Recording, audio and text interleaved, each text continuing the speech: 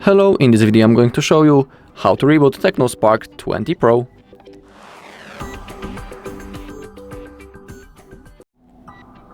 Okay, it is really easy, and I'm sure that all of you can handle it. So first we need to open up the power menu, and we do it by simply holding the power button. So let me show you that.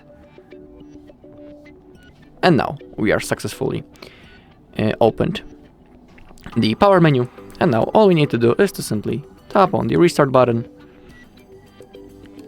And I don't know why it didn't work, so let's try again. Click on restart, tap once more, just like that. Now the screen should turn off, just like that.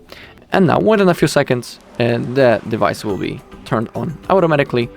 And then again, it will be ready to use. Alright, that's all in this video. Thank you all for watching. If you found this video helpful, please leave a like, comment and subscribe.